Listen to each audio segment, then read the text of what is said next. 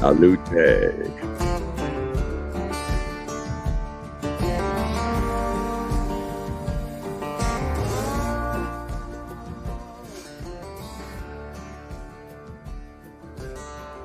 Yo and good day. FMCSA rules. They keep changing. They keep changing again and again. Or is it again? Anyway, well, what the hell's going on with the FMCSA here lately? Let's figure that out. And let's talk about it. Coming up on Trucking Frontlines. From the trenches of trucking experience and a passionate heavyweight in the Truth in Broadcasting Network, welcome to Truckin' City News Frontline Podcast, hosted by the most opinionated broadcaster on YouTube, Bossman.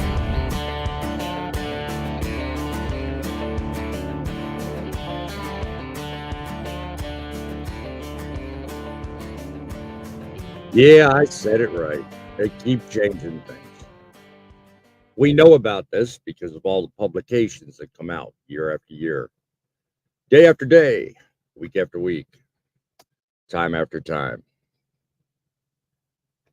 Welcome to the broadcast, folks. I do apologize for the late start. We are in the learning curve, and it's coming up on us hard, so you'll have to bear with us. Windows does not like cooperating with my truck for some reason. We are, again, in the mobile studio. We are not at home. So, yeah, things are going to happen. Imperfections from time to time. But it's part of the business of being alive and being present. I thank you for your patience. If you take a moment, go down to the respective channels. If you're here with Driving with John, yeah, I slipped. You guys know he's in the house. Go ahead down below, like his channel, like his broadcast, and certainly subscribe if you haven't already. If you, on the other hand, are on my channel, which is Truckin' City Media, be kind enough to do the same with me. Go up and down below, hit the like button, subscribe. I promise you it's going to be entertaining today. I've got a lot planned, and we've got quite a bit to talk about. So without further ado, we are going to do that. We'll get to comments in just a moment. I see quite a few. So first, I want to give you guys a little bit of a taste of what it is you're actually tuning in for. So, without too much delay, and assuming my technical difficulties don't embrace me here, there we go. Let's talk about something you might not know about trucking today. Trucking has its own language. Us truckers, we use a unique vocabulary while we're out there, filled with slangs like lot lizard. Everybody, if you're a trucker, lot lizard means prostitute. Well, then there's yardstick. Everybody knows that's slang for mile marker. Well, lastly, there's a term we all hear a lot, if you're a trucker, that is, hammer lane. That talks about the far left lane. Don't get caught out there. Good old bear might come along and give you a ticket. Oh, that's another one. Yeah, okay. One such term has an interesting little story I was looking up the other day. I thought I'd share it with you. In the mid-'70s, it was a time America was grappling with an energy crisis. And amidst the turmoil of trying to conserve fuel and try to get a grip on lowering prices, there emerged a curious phenomenon on open road. Lawmakers decided, I've got a solution to the problem. Let's do something that puts everybody on the same playing field, slows them down, and saves fuel. So in 1974, the national maximum speed limit was born. It's a decree that would forever change the landscape of America in trucking. The law was great at the time. It worked for everybody. But soon, lo and behold, 55 was just a little too slow, and people made some noise about it. It would eventually reach its conclusion in 1995 with, obviously, there no longer at that point in time being an energy crisis, or in the mind of most truckers and trucking groups, a need for such slow speeds. So they eventually went in, talked a lot of crap, had a lot of protests, who here remembers those, and eventually decided to repeal the national speed limit law, returning control of what was the speed limits to the individual states and ridding the roadways of a term that developed out of that time in our lives, known as the double nickel. Now you know the rest of the trucking story. That is by far, I believe, the pinnacle of trucking history, and a fact you probably, as a trucker, have forgotten about. And if you're a regular car driver, you probably never heard. Let us know in the comments below if you are familiar with it, or if you're obviously familiar, let us know the first time you heard that. That would be interesting to know. Welcoming our first guest today on the show, a known regular and obviously already well announced because of a technical issue here. Driving with John. How are you doing today, my friend? I'm doing great. Thanks for having me on. All right. So what do you think about that double nickel story and speed limits? Oh my God, we could talk the entire show about that. Yeah, I think that's a whole nother show. I would say, I don't know about speed limits, but I'd say no speed limiters. Right. No, I mean, just the idea of having a seriously, I mean, again, I'm digressing. I'm going in an obviously wrong direction because my show isn't about that, but it is about the FMCSA, and it's about, sometimes, that's the crux of the show, you'll see by the stories coming up, they're not making up their minds. They're not sticking with one frame of mind. And that basically, I know it drives me nuts. And when you look at news stories the way I do, God, it's got to drive you guys nuts too. I mean, think about it. I mean, one day it's this, one day it's that. I mean, speed limiters is the epitome of that argument. I mean, look how many times we've gone back and forth. 60's good, 70's good. You know, me and Fate Truckin, we got into an argument one time about why 80's dangerous. And though I agree with him and see the sense in his argument, I mean, you know, there's got to be one standard. And I think that one standard has got to apply to everyone. What say you in the audience? Comment down below. Let us know. What about you, John? What do you think? Yeah, if they're going to do speed limiters, they really should do it for everybody, cars and trucks. Because honestly, I get why they want it, but and no one ever agrees with me. It's a big point of contention everywhere. But Right. if you got trucks going slower than cars, it's going to create traffic issues and accidents.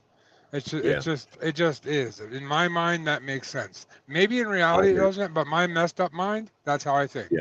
And I've seen it happen going down the highway where cars just come up on a rig real quick. And yeah. you know, it just happens all the time. So it just creates a place for that to happen even more.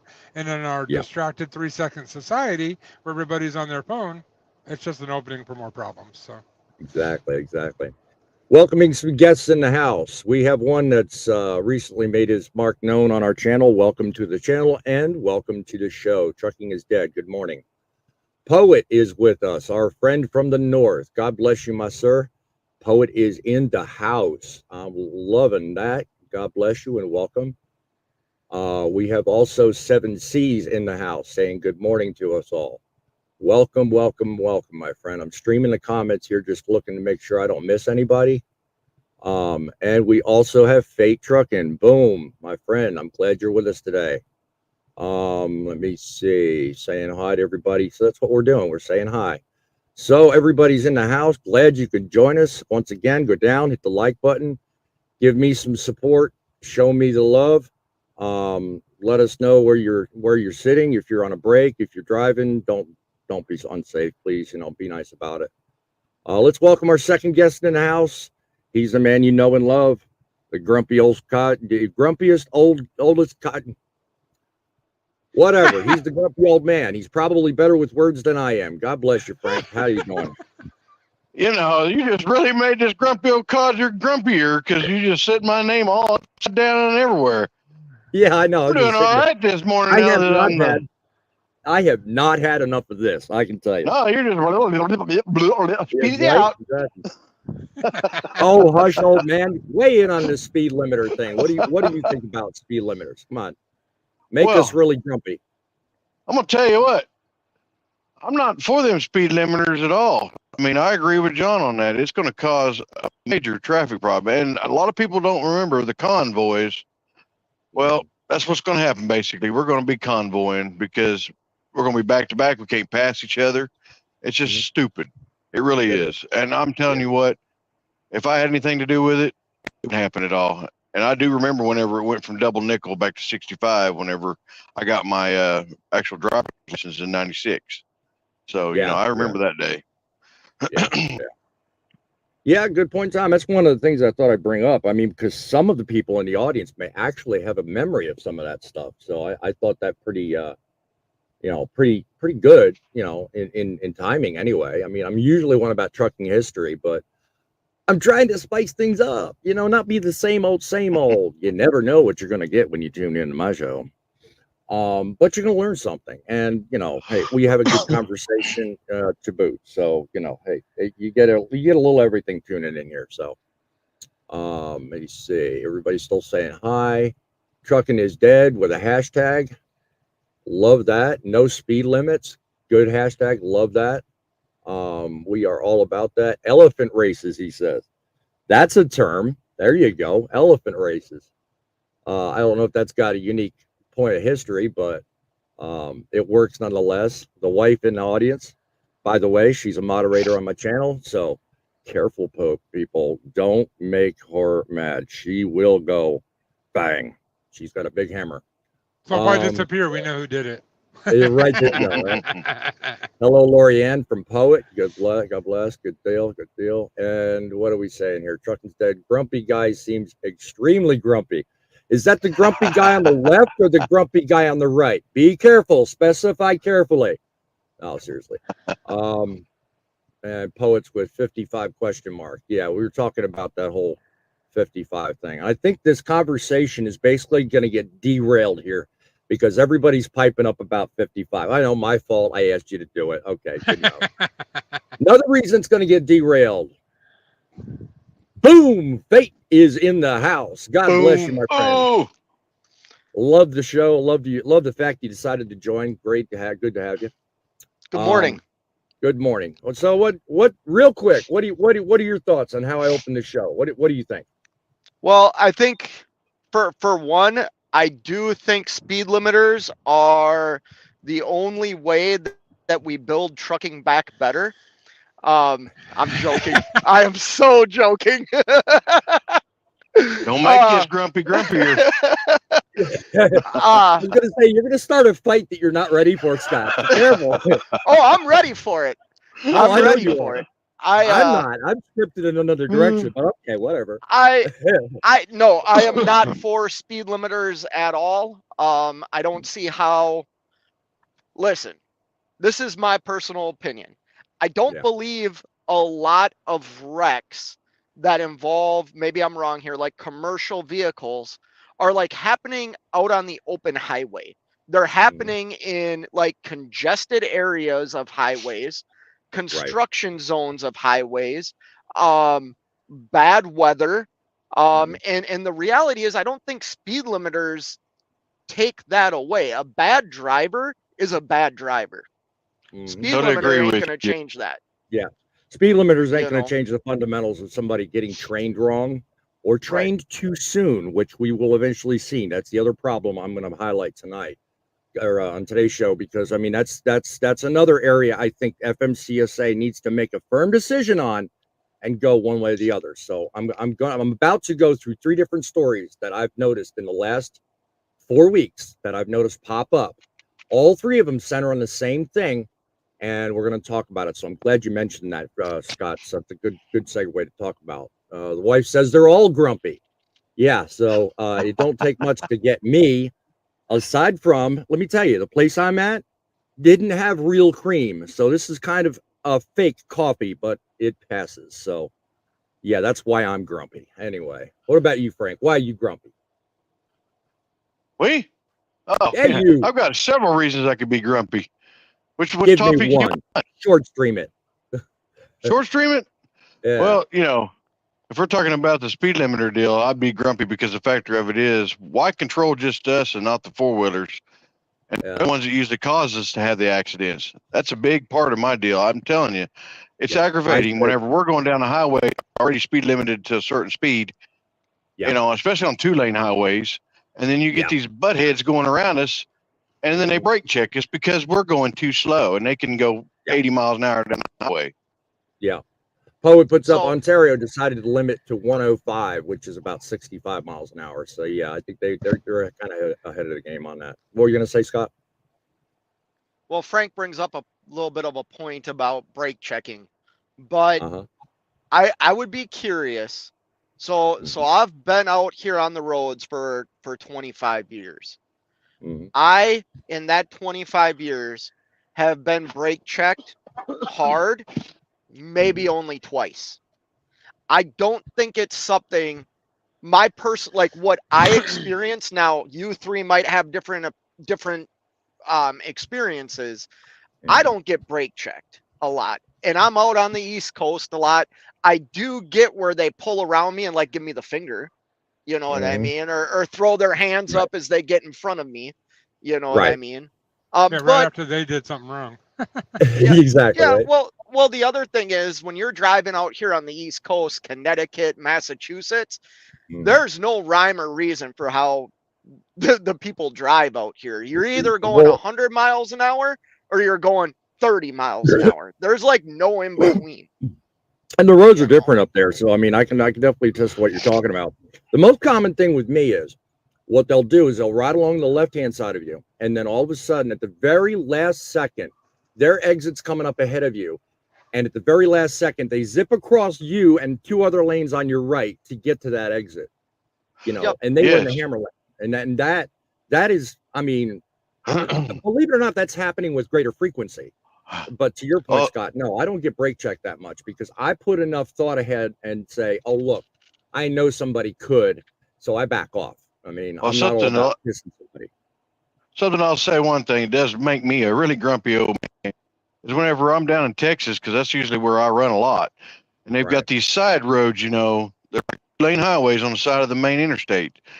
Yeah. These guys will come off, get on, run over all the way to the left lane, and then they have to get off at the next exit because they don't want to go through that traffic light. So then they jump over in front of you, and you have to hit your brakes just to keep from hitting them.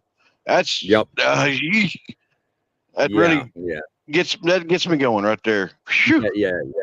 Go ahead and say it. You were going to take the saying that burns my butt more than a 3-foot flame. I get that. I saw you traveling there, so just saying, Hey, look, I'm talking about today different things with the FMCSA, and one of the things with the FMCSA that's on the chopping block, at least currently, is a program that's kind of well known, but yet not so well liked.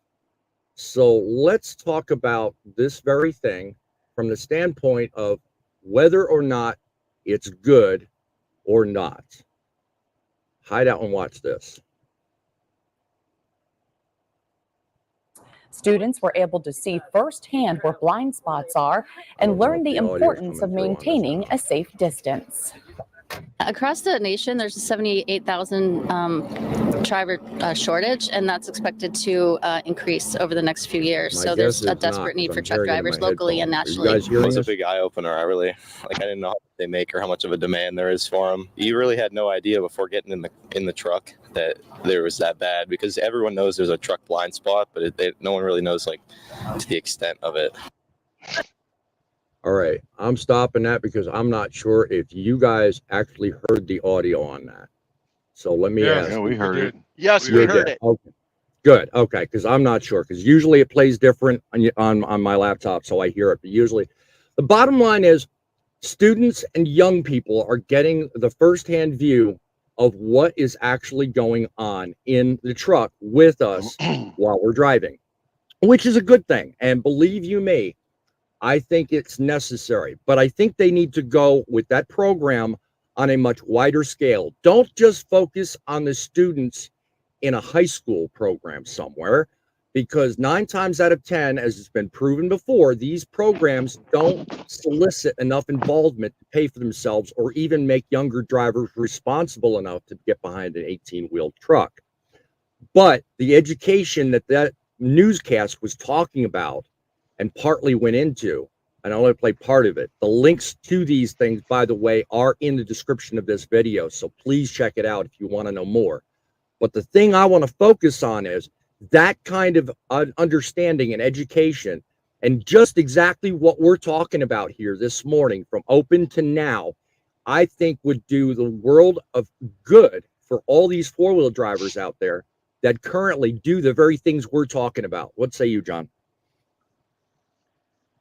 I'm sorry. Were you unprepared? Yes, I was unprepared. I agree that 18-year-olds aren't really mature enough or ready to drive a truck. That being said, I don't think it's bad to start learning at 18. I just don't want them out on the highways, because truck driving takes quite a time to learn how to do effectively, safely, in a good manner, and to learn how to do it correctly. Yeah. So.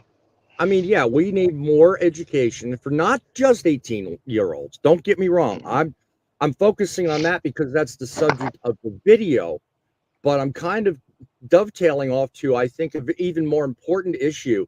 And think about it. I mean, think about, and I don't have the numbers, think about the millions of cars that are floating around the city streets of every city across the country, making dangerous moves, running through construction zones at Mach 5 that don't care about whether or not there's a worker on the other side of that barrier, that Jersey wall.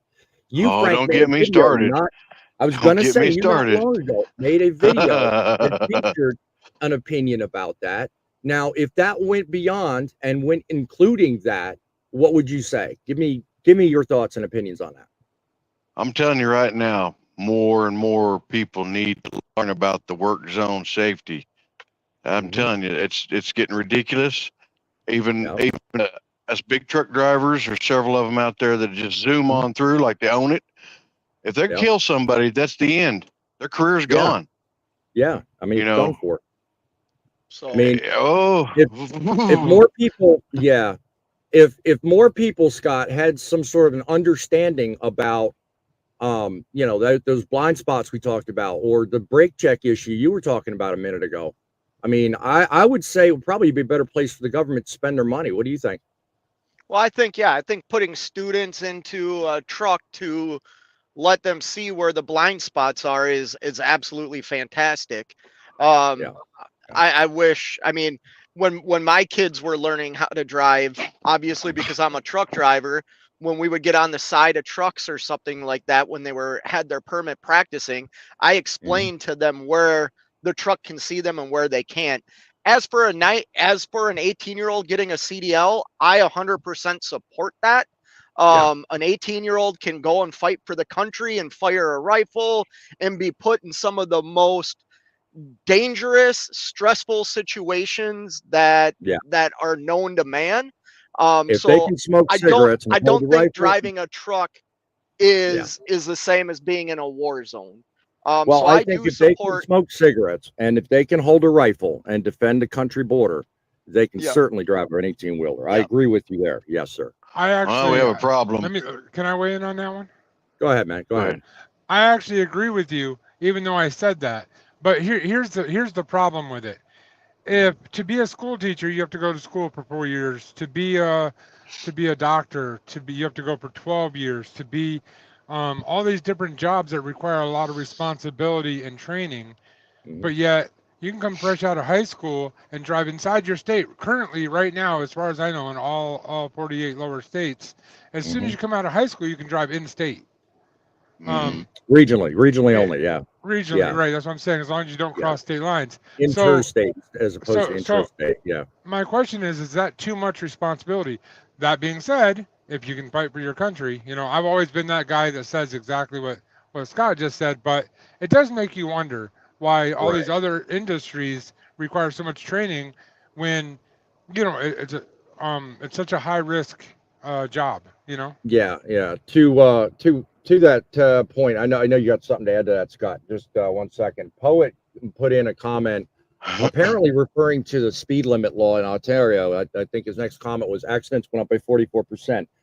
I'm reading into that response, Poet, that you're telling me that because of that speed limiter adjustment or new law, did the ratio you just put on the screen, just say yes or no, did it go up because of the speed limit or before? That's what I'd like to know, because that's what I'm reading into that. And if that's what you mean, that just goes to our point. Slowing down speed limits for trucks and not cars is not a good thing. And it's accompanied by what my wife puts up also. She says, put the limiters on the cars, not the trucks. You guys have a schedule to keep, loads to deliver.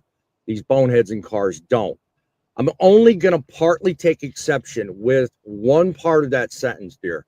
And that is, yes, people do have schedules to keep the same way we do. Don't confuse issues. I understand what you're saying and agree with what you're saying, with one exception. My thing is, if you're going to put speed limiters as a safety measure, okay, to increase safety on the roadways, all right, it's best and probably more favorable for everyone on those roadways to be under the same set of rules. Rules are currently different for us trucks as they are for cars, with very wide-ranging exceptions to that. But for the most part, we are treated differently, and therefore, I think, are put in situations more frequently that put us at risk of having more accidents. What's your thought there, Scott? You were kind of challenging John a minute ago, and I added a new dimension to this conversation, but you're welcome to chime in on either one. I wasn't challenging John. Well, you kind of took exception to what he said about 18-year-olds, so I give you a chance to respond to that. Well, no, I said what I said about 18-year-olds. I okay. I don't like the comparison of going to school, college for 4 years for doctor and stuff like that. You're comparing apples to oranges there. We're not even in the same food group. In my opinion.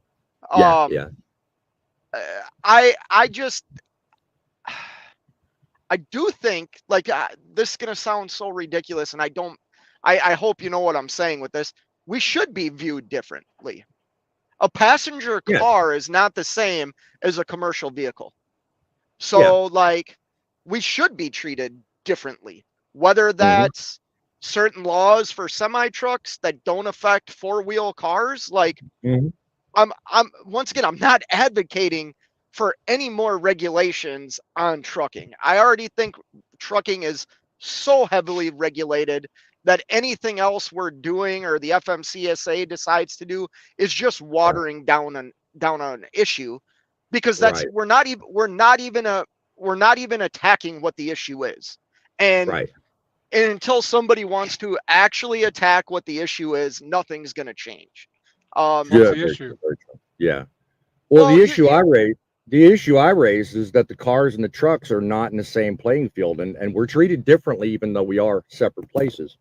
You know, in one respect, we're talking about speed limiters. You know, we're now expected, according to, the rulemaking in progress, that we're now expected to live under a different set of rules where it comes to max speed than regular cars. Cars can go 100 miles an hour, and we're sitting here limited to, we don't even know the speed limit they're putting through yet because they haven't published it. And every time they do, it's different.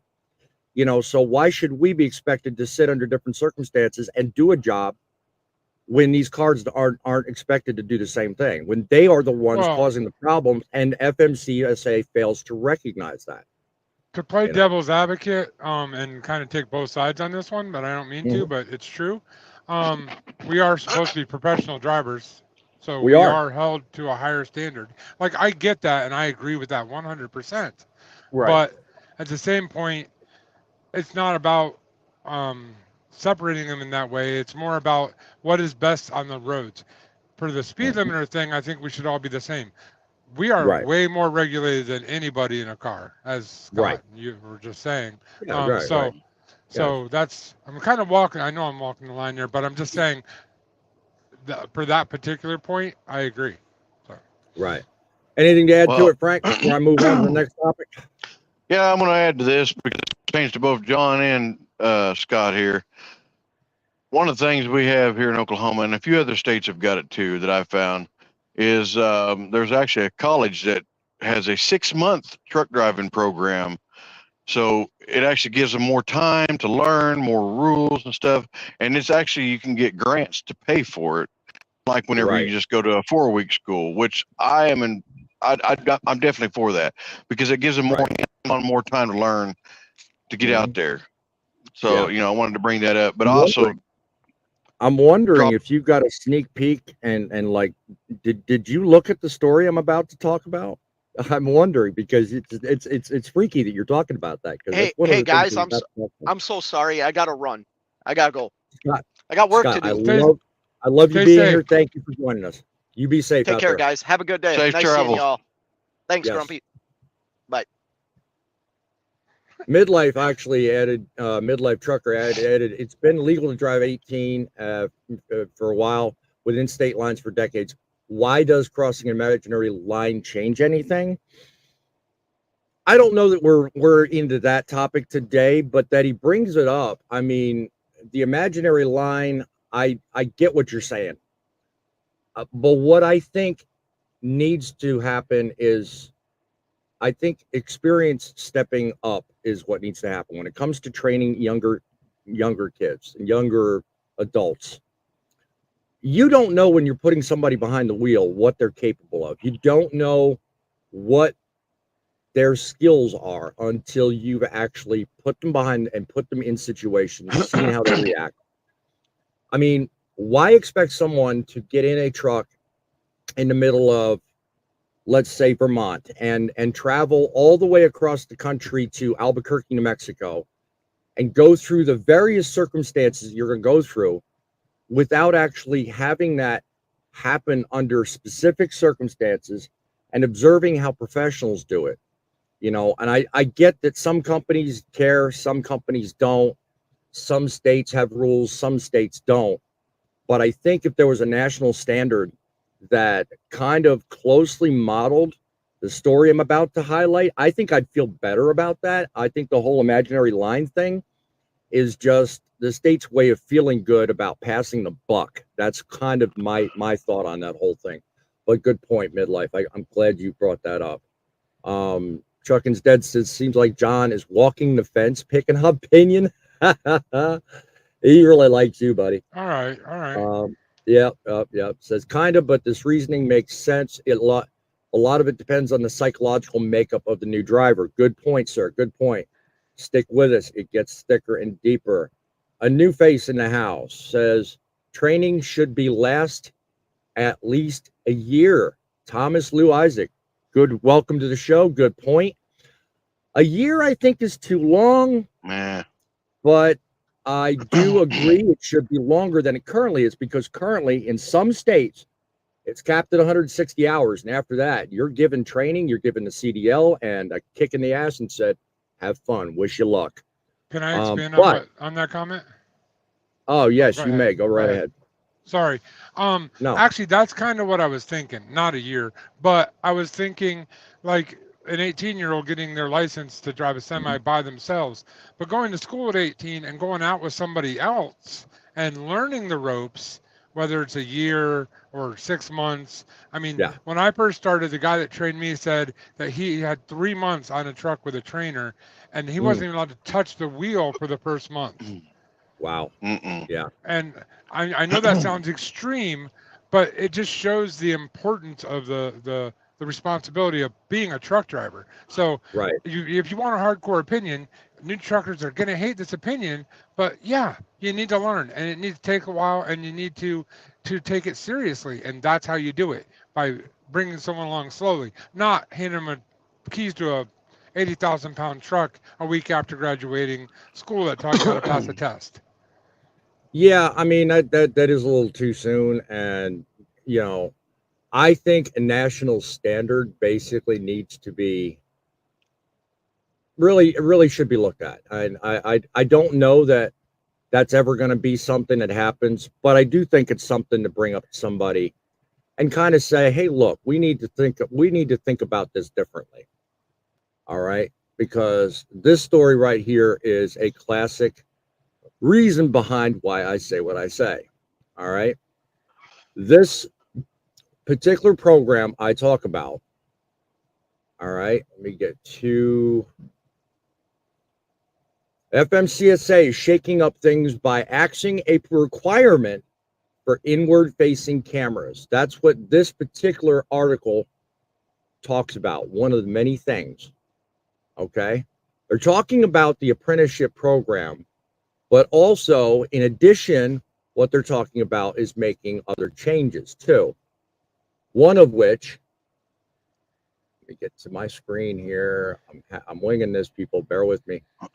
One of which, not long ago, the whole program, by the way, not long ago, was considered dead on arrival. Okay, because it was on a different newscast and a different article where they were actually considering, because it was only 33 people in that survey time frame. I think it was over a year that actually graduated the program. All right.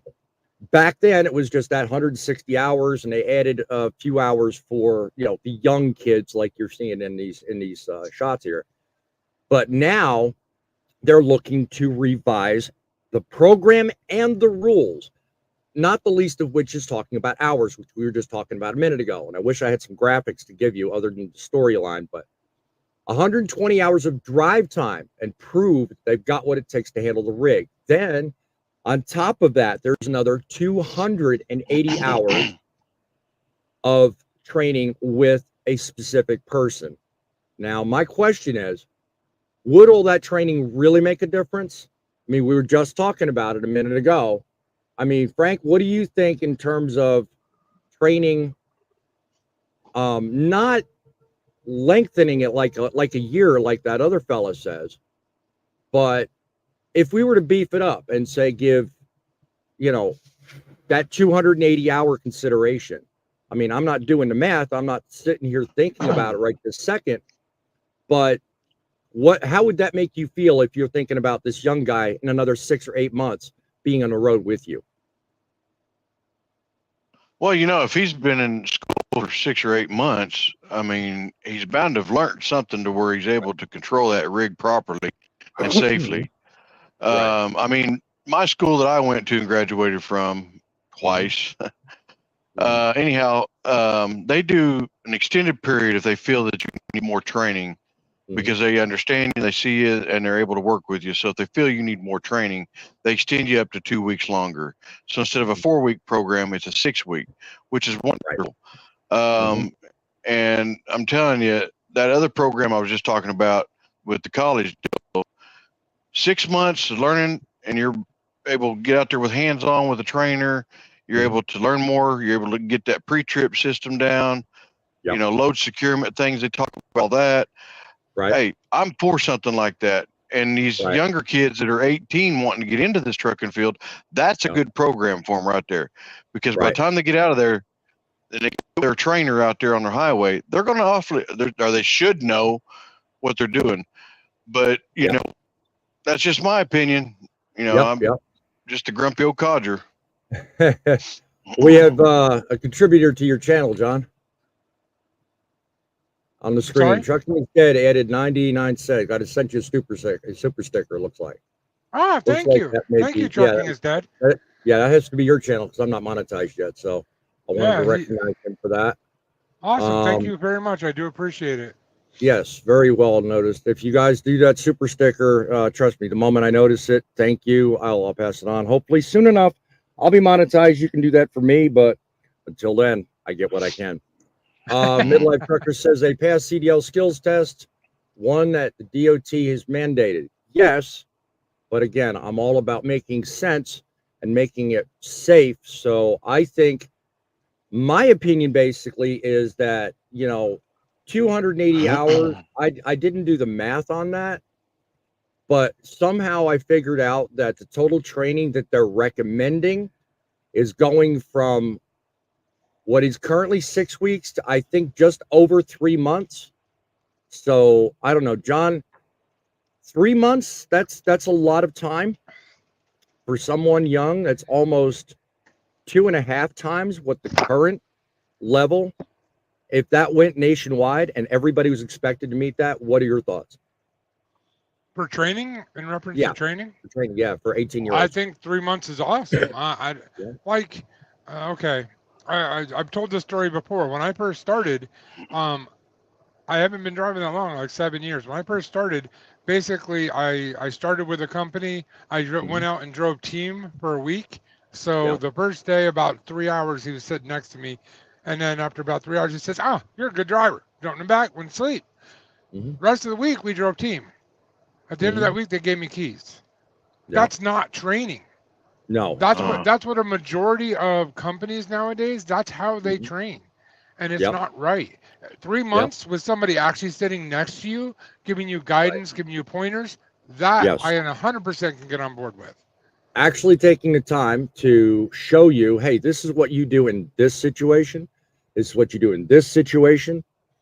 Taking the time when you're off duty, and I know you're gonna bitch, well, you're not paid, you shouldn't, blah blah blah. But when you know, my eyes, training is, hey, not only the what to do behind the wheel, but it's also what you do while you're off. You know, this is what you look at. This is your pre-trip. This is what you're thinking. This is the mechanical things you need to look for.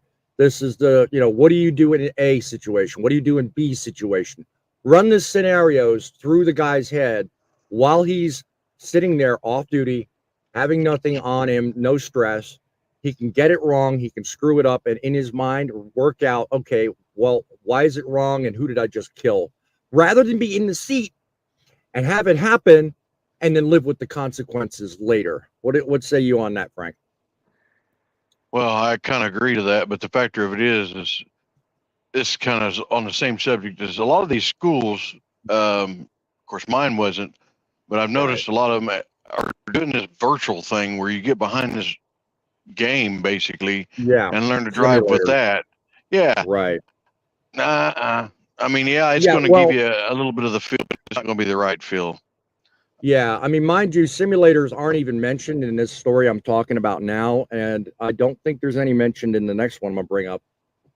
But you know, nothing like hard-nosed trained experience. Thomas Lou Isaac says, "I trained with my dad for 2 years through all of elements of nature." God bless you. That's the way to do it. Midlife, devil's advocate. You know, why does it matter if a person's 18 when they get their CDL or 54? Both are novices. I'm not talking about age. Age is a number, okay? What I'm talking about is maturity, okay? Yeah. Because you know what? There are a lot of people driving cars that are out there that are 60 years old that have no business behind the wheel because their driving skills suck. Okay, but then also there's 20-year-olds out there that drive the souped-up Honda sports cars that probably are the best drivers out there. You know, so I mean, there's both sides of the fence. Age is a number. Now, age is irrelevant, but also it plays a large factor in statistics because insurance companies will certainly not charge a premium to a 60-year-old driver who's been behind the wheel for 40 years safely with no accidents, as opposed to someone who just got his license yesterday, only had a year behind the wheel, has 2 speeding tickets, and proven a disaster. That man's going to pay huge premiums. So when you talk about whether 18 or 54 versus one or the other, that's what you need to remember. I mean, because there are some 18-year-olds that actually probably drive better than some 60-year-olds who are, you know, just up in themselves. What do you think, John? Yeah, I agree. Actually, you just brought up a comment from Thomas, and I kind of agree with something he said a little bit farther down. He says 3 months in the summer does not train you then for the winter. So I have to agree with him on that. I said 3 months. Ideally, you would hope that in that 3 month period, you would get a taste of, you know, like go in spring or fall. But there's no guarantees, and I agree with that. Like driving in the snow is nothing like driving in the sunshine. You know, it's almost like driving it's a whole different job at that point. And the stress level is at a whole new level. And if you've never done it before and never trained on how to do it, oh my goodness, it's a whole different it's a whole different ball game. Yeah. Actually, a couple of more comments I want to drill on and then move on to the next story. But Midlife says it sounds like Bossman wants more regulations. No, I don't. He moves on to say his next comment. They've only been a couple of dozen participants. As I pointed out earlier, it's been too many restrictions. Well, no, he said it has many restrictions. Yes. And I think therein in part lies the problem, because you know what? If I look at a job and I see a huge amount of barriers I have to overcome, to me, those barriers equal money. It's cost. It's something that I will shy away from if I don't think I'm capable of handling it. So in terms of being an 18 or 20-year-old, there's no wonder that we've only had a few, actually a couple of dozen, and I don't know how many is currently, even if the program's still going. They're talking about redoing it, rewriting it, all this. I really don't know if it's worth it, because simply there's, with all the restrictions that you point out, Tom, I don't know if I'm that young, if I want to put myself in this bucket of not only learning a new skill, but having to spend, I mean, if I had the choice between this and college, which would I go for? And I only say that for the finances, because right now, when I got into trucking, I got in for $7,000. I went through my entire training program, got my CDL, and went to my first job and paid off the finances on the vocational school I went to in less than 7 months. Okay, that was my choice. And again, look at it from these guys. If they have to go through, 280 hours, if they have to go through all these requirements, it ain't gonna be no damn $7,000. I can guarantee that. We're talking about a lot of money. We're talking about a huge cost, and we're talking about, is it really worth it? Are you going to get the return on the opposite end of the training? What do you think, Frank? Would you spend, hypothetically, $25,000 on a trucking career if that was your only way to get trained? That's a little steep, I think, honestly. $25,000. Well, I'm just throwing a number. I mean, it could be that. It could be more. I mean, think about it. I mean, I went through 6 weeks, and it cost me 7. And in, 13 years of inflation, and now 280 hours of on-the-job training. I mean, I'm starting generously at $25,000. It could be more. Okay, well, like I was just talking about that subject of the college type deals for about 6 months. Now that may range up in that price, but you're getting a whole 6 months, training on that. So I mean, that might be worth it.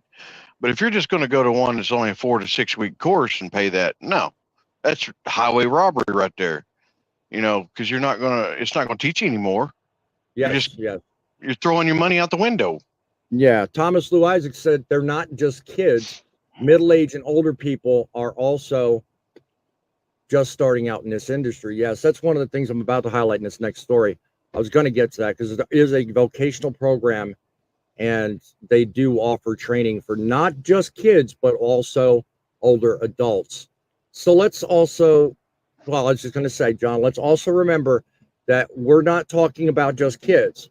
What you do with these new training programs are also going to have to include new people in the industry. What say you, John? Here's the thing about the whole age thing. I personally have only been driving for 7 years, though I'm older than dirt, and people call me Pops in the comment section now and then. If you're out there, all right. Basically what I was going to say is I don't think the expense should fall on the new guy coming in. The way it should be is, instead of these big carriers and the people that are training the new guys, instead of them saying, well, it's cheaper for us to give them keys, let them wreck our truck and fight a lawsuit than it is to train them for 6 months. Mm-hmm. I don't understand that reasoning, and they're smarter than I am. Maybe financially that makes more sense, but in reality, it makes no sense. And that's what needs to happen. That expense doesn't need to fall on the new guy coming in. That expense needs to fall on the companies that are bringing them in, as a responsibility to our industry and to the public safety. So right, exactly. I mean, when you think about it, I mean, I'm no different with this rule than I am with the rules behind the speed limiters. I mean, what you do for one, you are likely and really should do for all. I mean, case in point is this. I mean, Tom Lewisik made the comment or a minute ago about it's not just teens, it's about high school or older guys too. Okay, but this particular news article, and again, all these are set in the links below. All right, Yahoo News put up and wrote up another one of these news stories that tends to show a growing trend of high schools around, but it's also going to highlight two vocational schools. It's said to expand career opportunities and address the increasing demand for truck drivers. Now, I take issue with the editor in this because he's saying all the stuff that every other major news outlet does, but he highlights two individuals named David and Ricardo, talks about their personal struggles and talks about how we need more truckers. No, we don't. First of all, let's train these people and get started on the right foot. We don't need more people in the industry. What we need is common sense rules. And this Yahoo article, I feel, misses the point. They talk about how training is necessary, yes, but they also address that standpoint of we need more truckers.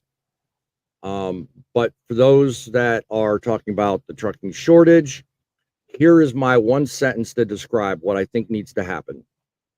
Has been canceled due to lack of interest.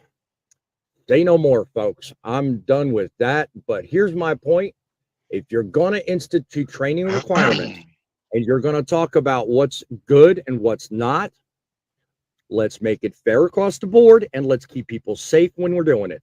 If 280 ideas or 280 hours, let me get my thoughts straight, is what you're thinking, then fair, make it a requirement for anyone entering from this point forward.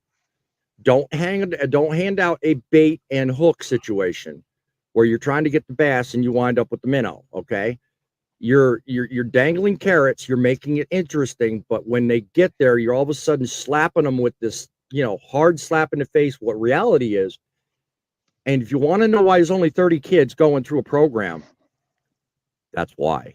I mean, you cannot dangle a career in somebody's face, whether you're an 18-year-old or a 50-year-old, and expect them to, oh, I want to be a truck driver. And then all of a sudden, oh my God, it's going to cost me 15 grand, 20 grand, 20, 30. A college education at Harvard would sound better at this point. I don't know. What do you think, John?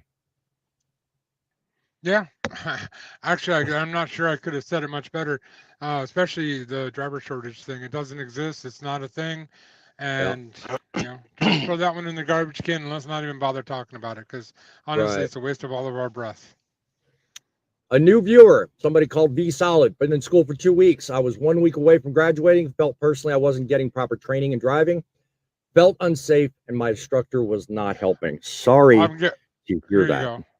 No, That's a good thing. That kid is responsible, or gentleman, or I don't know how old you are, and I don't mean any offense by that. Dude, that you're awesome. That you recognize that you weren't getting the training. That shows maturity.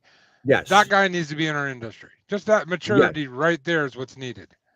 Yes. And let me also say accolades to the person knowing that you're not getting what you paid for or what is expected. Kudos to you. That's maturity, that's understanding, and that's what I think fails to happen with the industry as a whole, because there's too many people out here that don't have a clue what they're doing. And honestly, they don't need to be here. So kudos to you for realizing that. You got an opinion on that, Frank? What do you think about the comment there on B Solid there? The comment, I kind of agree with the factor of what John was saying. If things aren't going right when you're being trained, get out of that school if that's where you're at, or get out of that trucking outfit you're at. Find you one that's going to be comfortable, one you're going to be happy with to learn, because you're there because you want to be there and you're paying for it. If you're not comfortable to learn from it, get away from it and go somewhere else. There's too many options. Yeah.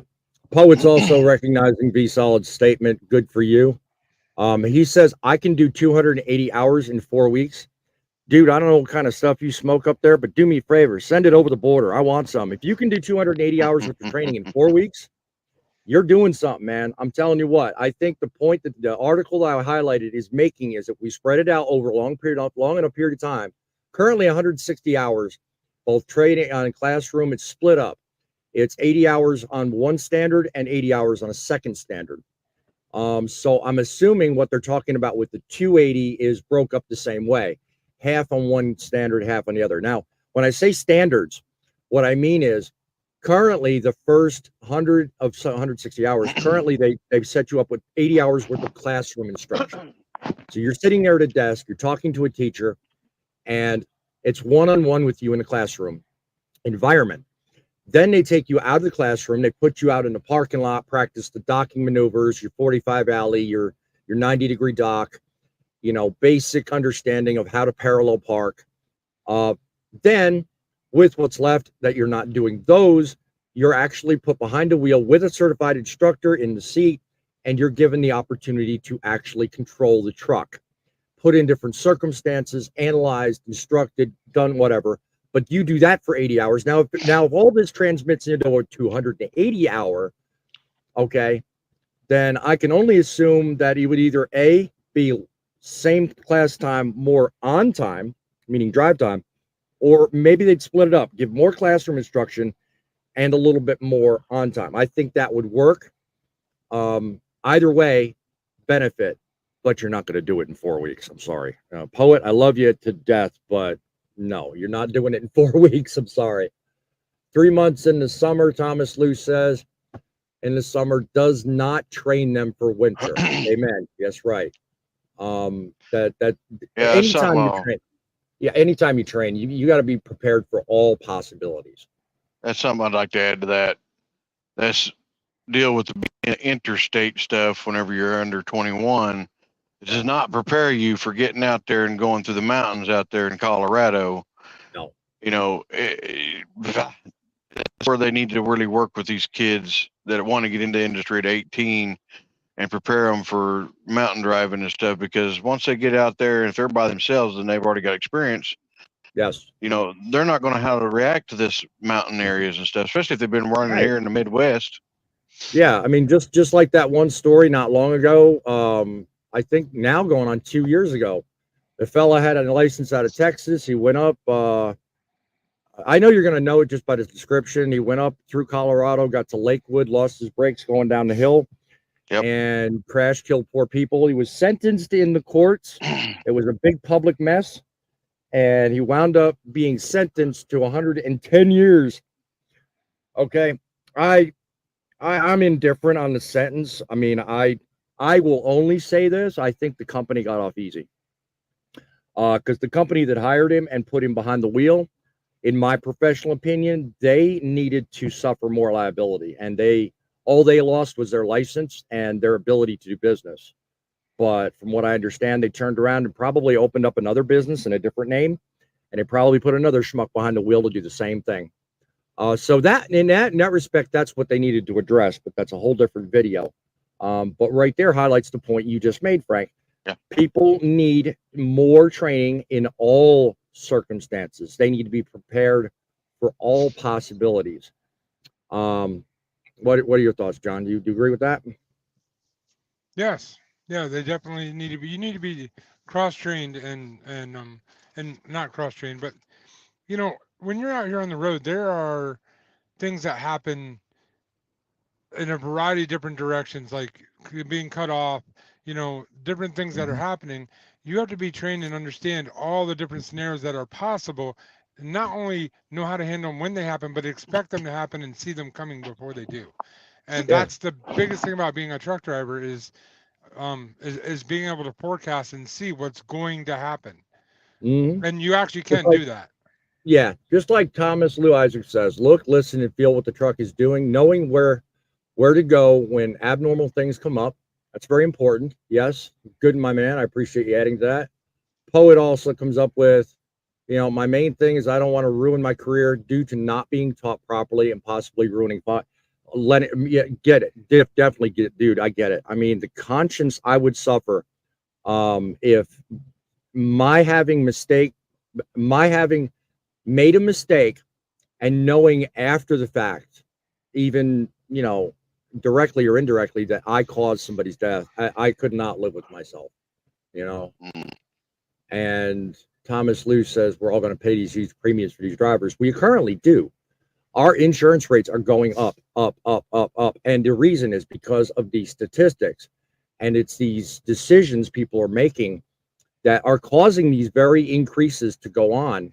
And that's why I come to you with these stories, because I want people aware, because if we do something big enough, bold enough, crazy enough, you know, together we can do a lot more as a community than we can by ourselves individually. So I'm glad you brought that point up. What's saving one life worth? Hey, there you go. That's a good concept. That's exactly what I'm trying to do here. I'm trying to save one person, at least. If I can't save a life, I can save somebody from doing research. Tolga says, I'll keep the chat on, but I'm going to listen to you, Mr. Johns. Excellent conversation. Thank you for the compliment.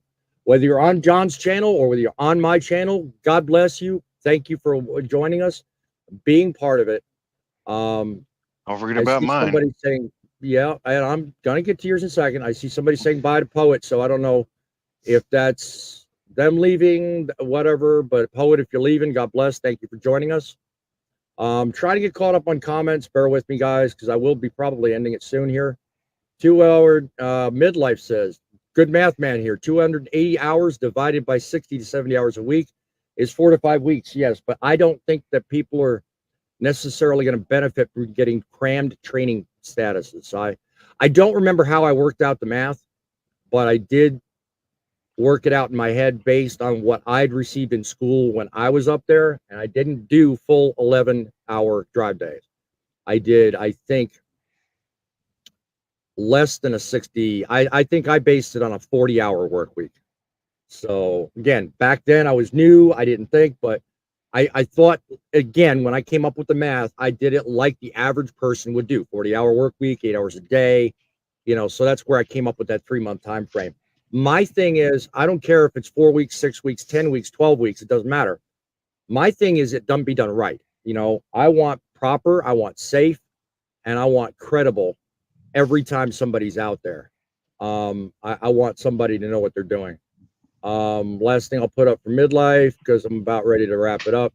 Parallel parking 90, alley dock no longer on the CDL test. Depends on what state you're in, my friend. I think that in New York, you're required to do, at the very least, a 45-degree and parallel park. That one I do know because they made me do it. I don't know. I was gonna say my state's the same way. Yeah. Well, I don't know how it is now, but in Florida 7 years ago, you had to do alley dock and you had to do the offset, but you didn't have to do parallel park. And you know, so. David Edwards, welcome to the channel, my friend. If you're new, go down below, give me a like, give me a subscription, check out the whole thing. I haven't seen any comments from you, so you know, we're all about making you better and more capable of help making trucking great again. God bless you for joining our channel. Welcome. Tolga says, David, hi there, brother.